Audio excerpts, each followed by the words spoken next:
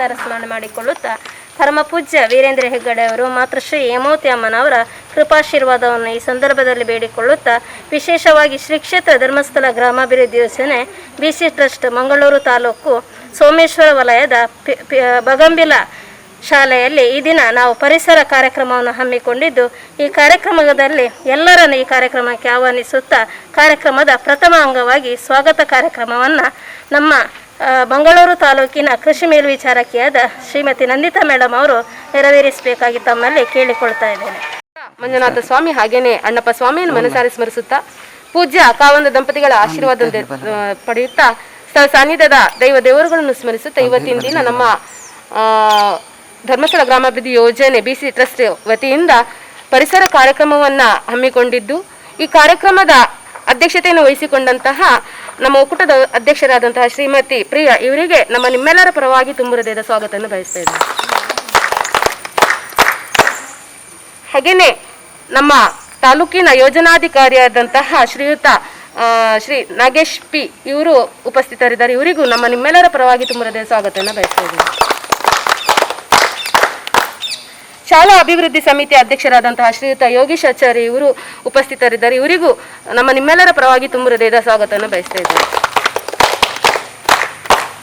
ಕೇಂದ್ರ ಒಕ್ಕೂಟದ ಅಧ್ಯಕ್ಷರಾದಂತಹ ಶ್ರೀಯುತ ಸತೀಶ್ ಇವರು ಉಪಸ್ಥಿತರಿದ್ದಾರೆ. ಇವರಿಗೂ ನಿಮ್ಮೆಲ್ಲರ ಪರವಾಗಿ ತುಂಬ ಹೃದಯದ ಸ್ವಾಗತವನ್ನು ಬಯಸ್ತಾ ಇದ್ದೇನೆ. ಶಾಲಾ ಮುಖ್ಯೋಪಾಧ್ಯಾಯರಾದಂತಹ ಶ್ರೀಮತಿ ಉಮಾವತಿ ಇವರಿಗೂ ತುಂಬ ಹೃದಯದ ಸ್ವಾಗತವನ್ನು ಬಯಸ್ತಾ ಇದ್ದೇನೆ. ಹಾಗೆ ಈ ಶಾಲೆಯ ಶಿಕ್ಷಕ ವೃಂದದವರಿಗೂ ನಮ್ಮೆಲ್ಲ ಸಂಘದ ಸದಸ್ಯರಿಗೂ ತುಂಬ ಹೃದಯದ ಸ್ವಾಗತವನ್ನು ಬಯಸ್ತಾ ಇದ್ದೇನೆ.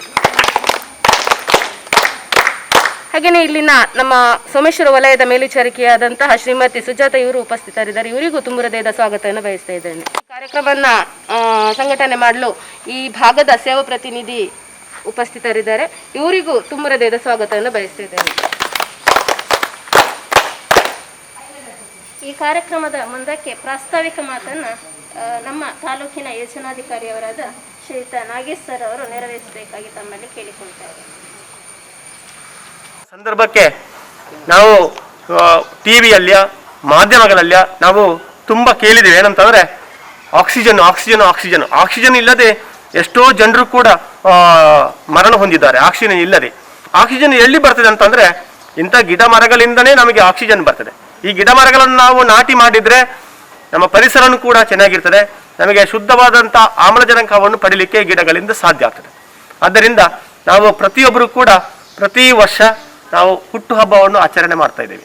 ಹುಟ್ಟುಹಬ್ಬ ಆಚರಣೆ ಮಾಡುವಂಥ ಸಂದರ್ಭಕ್ಕೆ ಪ್ರತಿಯೊಬ್ಬರು ಕೂಡ ತಮ್ಮ ವಠಾರದಲ್ಲಿ, ತಮ್ಮ ಮನೆಯ ಸುತ್ತಮುತ್ತಲ ಅಥವಾ ನಮ್ಮ ಕೃಷಿ ಜಮೀನು ಇದ್ದರೆ ಅಲ್ಲಿ ವರ್ಷಕ್ಕೆ ಒಂದು ಗಿಡವನ್ನಾದರೂ ನಮ್ಮ ಹೆಸರಲ್ಲಿ ನಾವು ನಾಟಿ ಮಾಡಿದಾಗ ಅದು ಪರಿಸರಕ್ಕೆ ನಾವು ಕೊಡುವಂಥ ಕೊಡುಗೆ ಅಂತ ಈ ಸಂದರ್ಭದಲ್ಲಿ ನಾನು ಇಚ್ಛೆ ಪಡ್ತಾ ಇವತ್ತು ಈ ಒಂದು ಕಾರ್ಯಕ್ರಮ ಯಶಸ್ವಿಯಾಗಲಿಕ್ಕೆ ಒಕ್ಕೂಟದ ಪದಾಧಿಕಾರಿಗಳು, ಶಾಲಾಭಿವೃದ್ಧಿ ಸಮಿತಿಯ ಅಧ್ಯಕ್ಷರು, ಶಾಲೆಯ ಎಲ್ಲ ಮುಖ್ಯ ಶಿಕ್ಷಕರು, ನಮ್ಮ ಎಲ್ಲ ಕಾರ್ಯಕರ್ತರು ಒಟ್ಟು ಸೇರಿಸಿ ಇವತ್ತು ವಿಶೇಷ ಕಾರ್ಯಕ್ರಮ ಆಗಿದೆ.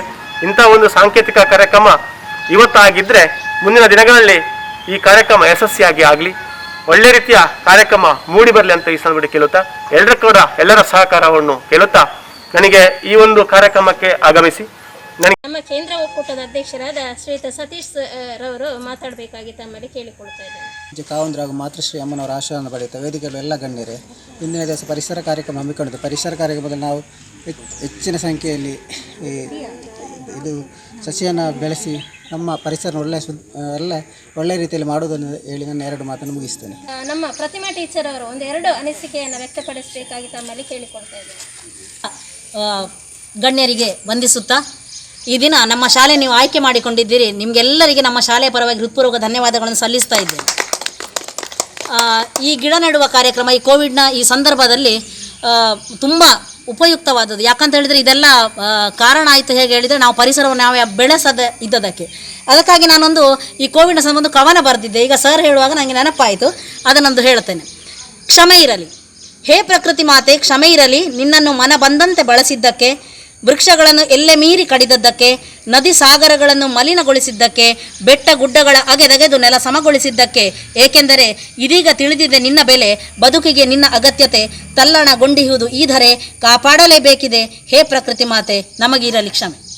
ಯಾಕಂತೇಳಿದ್ರೆ ಇದು ಬಹಳ ಉತ್ತಮ ಕಾರ್ಯಕ್ರಮ. ಗಿಡ ನೆಟ್ಟು ನಾವು ಯಾಕಂದರೆ ಆಕ್ಸಿಜನ್ ಲೆವೆಲ್ ಈಗ ಅಂದರೆ ಎಲ್ಲರೂ ಆಕ್ಸಿಜನ್ ಏನು ಆಸ್ಪತ್ರೆಗಳಲ್ಲಿ ಬಹಳ ಬಳಸ್ತಾ ಇದ್ದಾರೆ. ಯಾಕಂದರೆ ನಾವೇ ಕಾರಣ ಇದಕ್ಕೆ. ಗಿಡಗಳನ್ನು ನಾಗರಿಕತೆ ಮುಂದುವರೆದ ಹಾಗೆ ಪರಿಸರವನ್ನು ಹಾಳು ಮಾಡಿಕೊಂಡಿದ್ದೇವೆ. ಅದರಿಂದ ಎಷ್ಟು ನಾಗರಿಕತೆ ಮುಂದುವರೆದಿದೆ ಅದೇ ರೀತಿ ಈ ಗಿಡಗಳನ್ನು ಬೆಳೆಸುವಂಥ ಕಾರ್ಯಕ್ರಮಗಳನ್ನು ನಾವು ಮಾಡಬೇಕು. ಈ ಕಾರ್ಯಕ್ರಮದಲ್ಲಿ ಈ ನಮ್ಮ ಶಾಲೆಯನ್ನು ಆರಿಸಿದ್ದೀರಿ.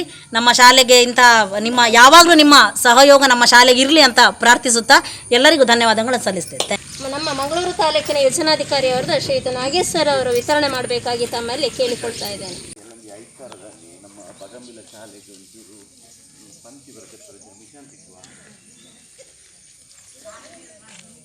ಕಾರ್ಯಕ್ರಮವನ್ನು ಉದ್ದೇಶಿಸಿ ಈ ಭಾಗದ ಅಧ್ಯಕ್ಷರಾದ ಶ್ರೀಮತಿ ಪ್ರಿಯಾ ಅವರು ಒಂದೆರಡು ಮಾತಾಡಬೇಕಾಗಿ ತಮ್ಮಲ್ಲಿ ಕೇಳಿಕೊಳ್ತಾ ಇದ್ದೇನೆ. ಶಾಲೆಗೆ ಈ ಬಗಂಬಿಲ ವಠಾರದಲ್ಲಿ ನಾವು ಪರಿಸರ ಕಾರ್ಯಕ್ರಮವನ್ನು ಇದು ಮೊಟ್ಟ ಮೊದಲಿಗೆ ಮಾಡ್ತಾ ಇದ್ದೇವೆ.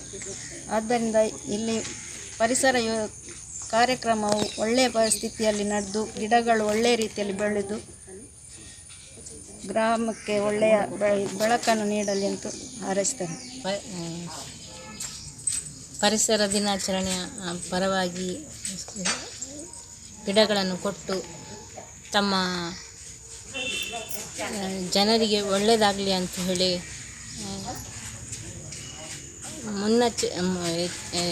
ಎಚ್ಚರಿಕೆಯನ್ನು ಹಾಗೂ ಒಳ್ಳೆಯ ವಿಷಯಗಳನ್ನು ತಿಳಿಸಿಕೊಟ್ಟಿದ್ದಾರೆ.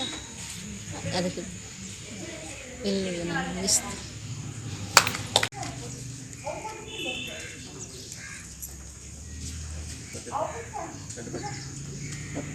ಕಾರ್ಯಕ್ರಮದ ಮುಂದಕ್ಕೆ ಶಾಲೆಯನ್ನು ವ್ಯಕ್ತಪಡಿಸಬೇಕಾಗಿ ತಮ್ಮಲ್ಲಿ ಕೇಳಿಕೊಳ್ತಾ ಇದ್ದೇನೆ. ಓಂ ಶ್ರೀ ಮಂಜುನಾಥಾಯ ನಮಃ. ಈ ಧರ್ಮಸ್ಥಳ ಗ್ರಾಮಾಭಿವೃದ್ಧಿ ಯೋಜನೆಯ ಪದಾಧಿಕಾರಿಗಳೇ ಹಾಗೂ ನನ್ನ ನೆಚ್ಚಿನ ಶಿಕ್ಷಕಿಯರೇ ಹಾಗೂ ಎಲ್ಲ ಇಲ್ಲಿ ನಡೆದಿರುವಂಥ ಸಿಬ್ಬಂದಿಯವರೇ, ಈ ಪರಿಸರ ದಿನಾಚರಣೆ ಅಂದರೆ ನಮ್ಮ ಪ್ರತಿಯೊಂದು ಮನಗಳಲ್ಲೂ ಗಿಡಗಳನ್ನು ನಾವು ಬೆಳೆಸಿ ಸ್ವಚ್ಛ ಪರಿಸರವನ್ನು ಮಾಡಬೇಕು. ಮಾತ್ರವಲ್ಲದೆ ಈ ಆಮ್ಲಜನಕದ ಕೊರತೆ ಹೇಗೆ ಕಡಿಮೆ ಉಂಟೋ ಹಾಗೆ ಇಲ್ಲಿರುವ ಪ್ರತಿಯೊಬ್ಬರು ಒಂದೊಂದು ಗಿಡ ನೆಟ್ಟರೂ ಇಡೀ ಪರಿಸರಕ್ಕೆ ಅದು ತುಂಬ ಉಪಕಾರವಾಗ್ತದೆ. ಹಾಗೆ ನಮ್ಮ ಬಗಂಬಿಲ ಶಾಲೆಯಲ್ಲಿ ಈ ಗ್ರಾಮಾಭಿವೃದ್ಧಿ ಯೋಜನೆಯ ಮುಖಾಂತರ ಇವತ್ತು ಗಿಡ ನೆಡುವ ಕಾರ್ಯಕ್ರಮ ಮಾಡಿದಿರಿ, ಒಳ್ಳೆಯ ಕೆಲಸ ಮಾಡಿದಿರಿ. ಹಾಗೂ ನಿಮಗೂ ನಮ್ಮ ಶಾಲೆ SDMC ಪರವಾಗಿ ಹಾಗೂ ಟೀಚರ್ಸ್ನವರ ಪರವಾಗಿ ನನ್ನ ಧನ್ಯವಾದಗಳನ್ನು ತಿಳಿಸ್ತೇನೆ.